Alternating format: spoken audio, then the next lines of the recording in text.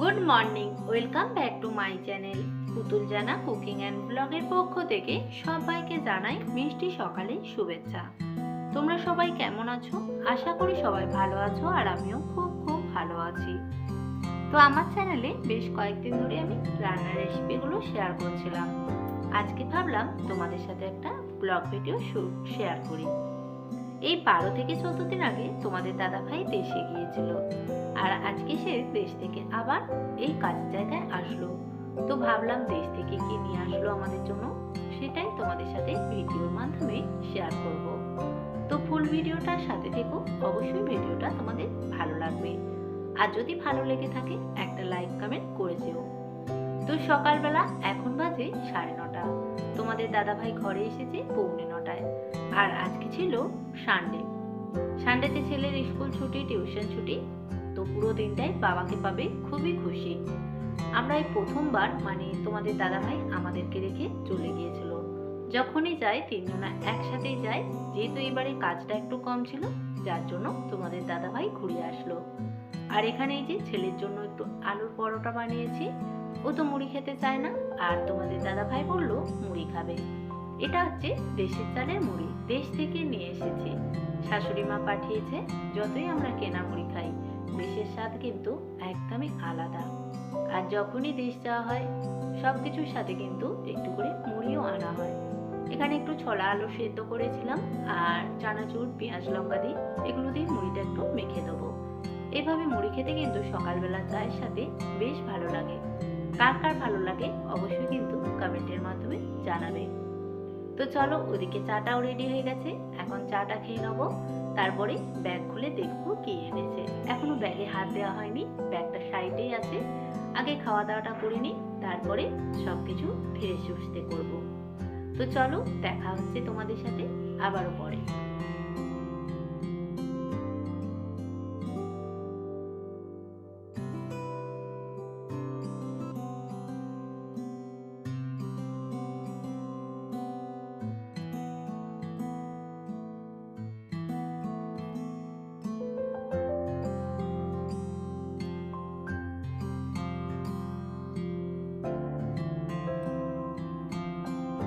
তো আমাদের নাস্তা করা কমপ্লিট, আর তোমাদের দাদাভাই চিনিকে পরিষ্কার করে স্নান করিয়ে দিয়েছিল। চিনির গাটাও শুকিয়ে গেছে।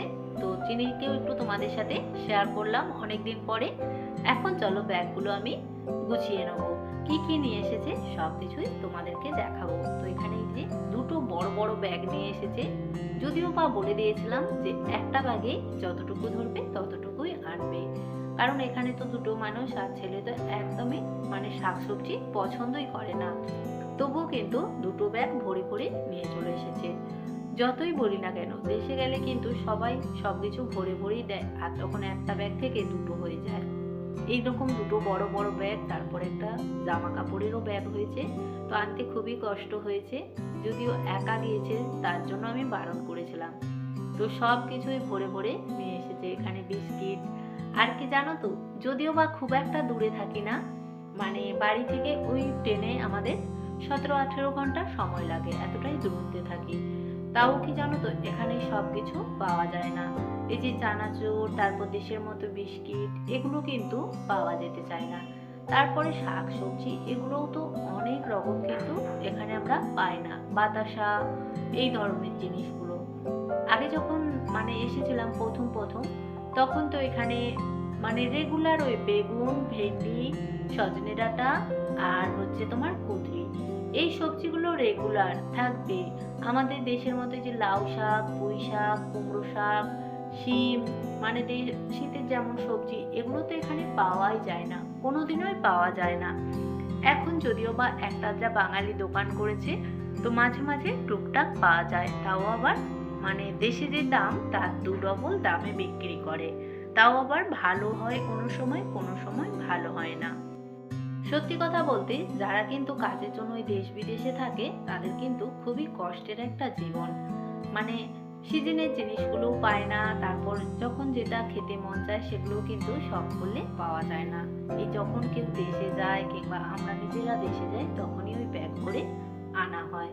তো এখানে কিন্তু বাবার বাড়ি আর শ্বশুর বাড়ি থেকে সবকিছুই ভরে ভরে দিয়েছে। যদিও বা বারণ করে দিয়েছিলাম যে আমরা 2-3 মাস পরে দেশে যাব তখন আনা হবে, একটু একটু আনলেই হয়ে যেত।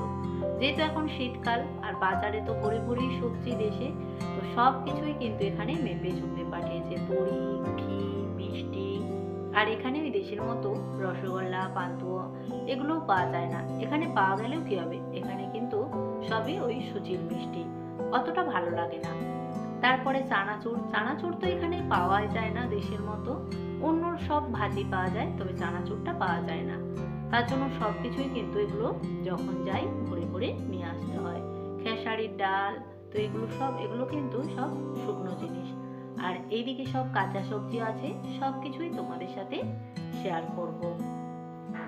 আর আমার না সবজি খেতে খুব ভালো লাগে, আমার আর তোমার দাদা ভাইয়ের।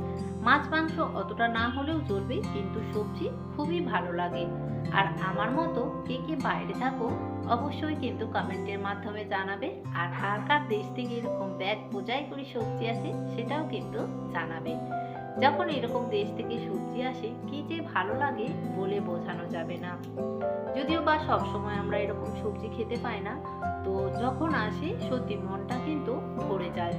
আর কত কতই সবজি এনেছে, যদিও বলেছিলাম একটু একটু আনবে, তবুও কিন্তু কম বেশি সব রকমই এনেছে।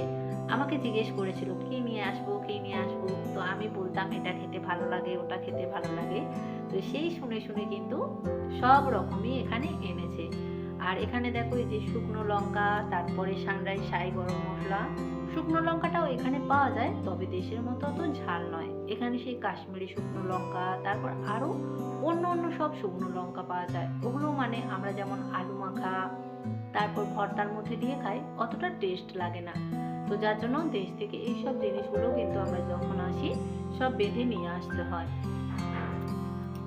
এখানে কিন্তু অনেক সবজি এনেছে, ভাবছিলাম কোথায় রাখবো, ফ্রিজে তো বেশি দিন আর সবজিও রাখা যায় না। আর যেহেতু দুটো মানুষ খাবো, ছেলে তো একদমই খেতে চায় না, তো অনেক নষ্টও হবে বুঝতে পারছি। আর এখানে যে মুড়ি, তারপর গাছের ধনেপাতা, যেহেতু আমরা গ্রামের সাইডে মানে আমাদের বাড়ি, তার জন্য কিন্তু আমাদের যে খেসালি কলাইয়ের শাক এগুলো কিন্তু সব আমাদের মাঠের বাড়িতে চাষ হয়।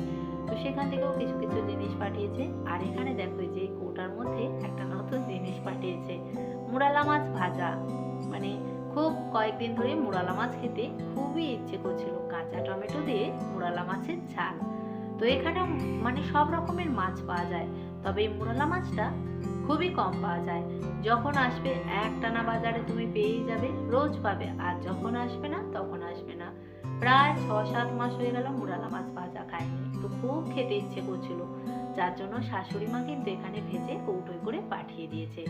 আর যেহেতু আমরা খুব বেশি দূরে থাকি না, ওই 17-18 ঘন্টা ট্রেনের সময় লাগে, যার জন্য কিন্তু এসব জিনিসগুলো আনলে ভালোই আসে।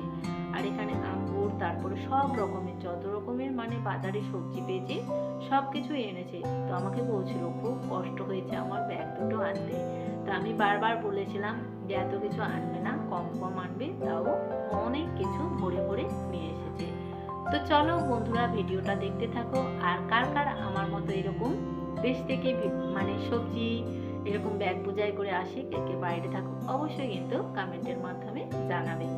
তো চলো ভিডিওটা দেখতে থাকো, খুব ভালো লাগবে।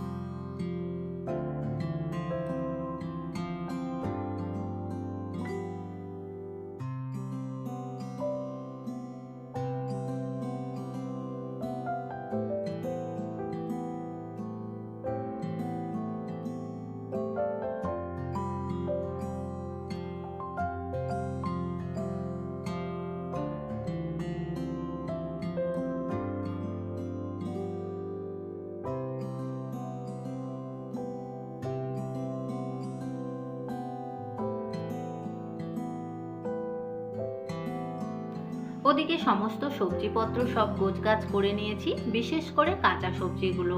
টুকিটাকি এখনো গোছাতে বাকি আছে। আর যেহেতু অনেকটা দূর থেকে নিয়ে এসেছে, ব্যাগের মধ্যে সবজিগুলো এতটা সময় ভরা ছিল, আরও যদি কিছুক্ষণ পড়ে থাকে তাহলে কিন্তু সবজিগুলো নষ্ট হয়ে যাবে। তার জন্য তাড়াহুড়ো করে আগে ব্যাগ থেকে সবজিগুলো বার করে সব ফ্রিজের মধ্যে গুছিয়ে রেখেছি। তো অনেকই সবজি দু একজনকে দেয়া হয়েছে, তারপরেও কিন্তু অনেকটা সবজি। জানি না কতটা খেয়ে শেষ করতে পারবো, তবে অনেক কিন্তু নষ্টও হবে। কারণ যখনই আমি দেশ থেকে এরকম সবজি কেউ পাঠায় আর নিয়ে আসা হয়, সবটা কিন্তু খেয়ে শেষ করা যায় না, আর অনেক কিন্তু নষ্টও হয়ে যায়। আর সবজি গোছাতে গোছাতে ওদিকে সব কাজকর্ম করতে করতে অনেকটা কিন্তু বেলাও হয়ে গেছে। আর আজকে যেহেতু রবিবার, ছেলের স্কুল ছুটি, ছেলে বাড়িতে আছে, ও তো চিকেন খুঁজবে। আর এতটা বেলার পরে যদি সবজি গুছিয়ে কেটে বেছে আবার রান্না করতে হয়, তাহলে কিন্তু ভাত কপালে কখন জুটবে কে জানে। তার জন্য তোমাদের দাদাভাইকে একটু বাজারে পাঠিয়ে দিয়েছিলাম, ও চিকেন নিয়ে এসেছে। তো চিকেনটাই যে পাতলা করে ঝোল করব, আর ওদিকে তো ভাত প্রায় হয়ে এসেছে। আর যদি সময় থাকে টুকিটাকি কিছু ভাজা করব। তো এটা দিয়ে দুপুরের খাওয়া হয়ে যাবে, রাতের বেলা রাতের চিন্তা আছে। আর কি জানো তো, তোমাদের দাদাভাই যখন দেশে গিয়েছিল, আমার কিন্তু বাবার জন্য টিকিট কেটে নিয়ে গিয়েছিল। বাবা কয়েকদিন ধরে বলছিল তোদের ওখানে যাব। আগেও কিন্তু বাবা বেশ কয়েকবার এসেছে, বাবা, মা, শাশুড়ি, শ্বশুরমশাই সবাই কিন্তু ঘুরে গেছে। যেহেতু শ্বশুর শাশুড়ি অনেকটা বয়স হয়ে গেছে, এখন আর আসতে পারে না, আর বাবা মাও আসে না। বাবা আগে 3-4 বার এসেছে, তো এখন অনেক দিন পরে বলেছিল আসবে, যার জন্য তোমাদের দাদাভাই টিকিট কেটে নিয়ে গিয়েছিল। কিন্তু শরীরটা খুবই খারাপ, যার জন্য আসতে পারেনি। তোমাদের দাদা ভাইয়ের সাথে হয়তো চলে আসতো, কিন্তু যাওয়ার সময় কার সাথে যাবে এটা একটা রিস্ক। আর আমার বাবা যেথায় যাবে 2-1 দিনের বেশি কাটাতে পারবে না, ভালো লাগে না, তখন হুটচুট বলবে চলে যাব। আর একা ছাড়তে আমাদেরও অতটা সাহস কুলাবে না, যার জন্য তো আমার বাবা আর আসলো না। তো তোমাদের দাদা ভাই একাই চলে এসেছে। তো চলো, আর কয়েকদিন পরে তো ছেলের স্কুল ছুটি, অনেকদিন বাবা মাকে শ্বশুর শাশুড়িকেও দেখা হয়নি। মন করে যে যতটা কাজের জন্য দূরে থাকা হয়, বয়স্ক মানুষদের জন্য কিন্তু মনটা একটু খারাপ খারাপ লাগে।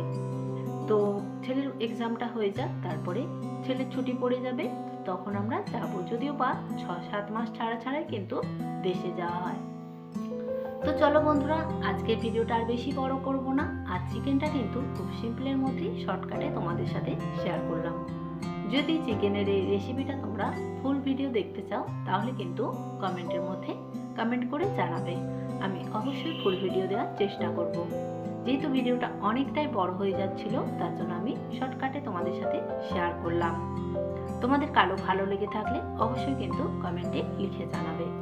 তো চলো, আজকের মতো এখানেই টাটা। সবাই ভালো থেকো, সুস্থ থেকো, দেখা হবে আবার নতুন কোনো ভিডিওর সাথে। তো আজকের মতো এখানেই টাটা।